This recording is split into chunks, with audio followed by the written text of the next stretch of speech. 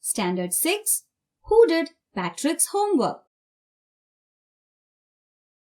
Patrick never did homework. Too boring, he said. He played hockey and basketball and Nintendo instead. His teachers told him, Patrick, do your homework or you won't learn a thing. And it's true. Sometimes he did feel like an ignoramus. But what could he do? He hated homework. Then one day, he found his cat playing with a little doll and he grabbed it away. To his surprise, it wasn't a doll at all, but a man of the tiniest size. He had a little wool shirt with old-fashioned breeches and a high tall hat, much like a witch's. He yelled, "Save me!"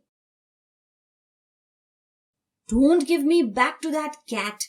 I'll grant you a wish. I promise you that." Patrick couldn't believe how lucky he was. Here was the answer to all his problems. So he said, "Only if you do all my homework till the end of the semester, that's a 35 days. If you do a good enough job, I could even get A's." The little man's face wrinkled like a dishcloth thrown in the hamper. He kicked his legs and doubled his fists, and he grimaced and scowled and pursed his lips. "Oh, am I cursed? But I'll do it."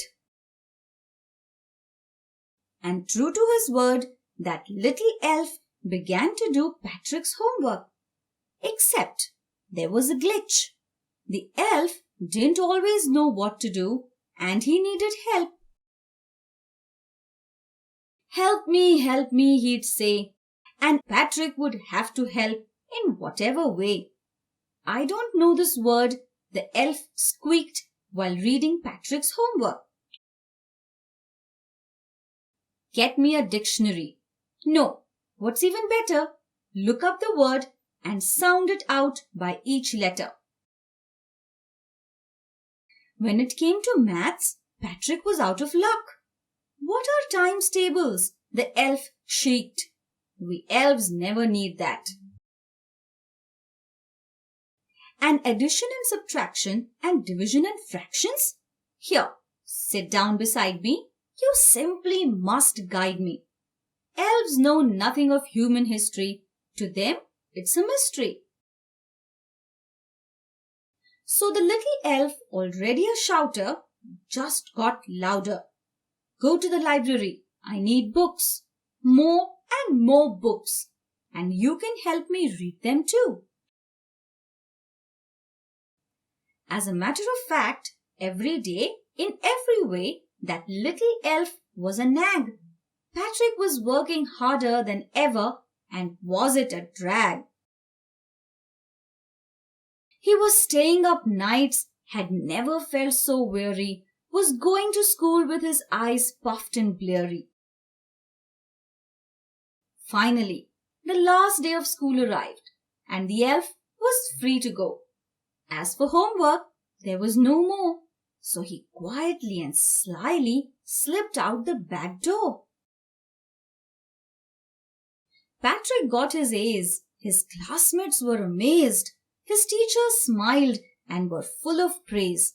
And his parents? They wondered what had happened to Patrick. He was now the model kid. Cleaned his room, did his chores, was cheerful, never rude, like he had developed a whole new attitude.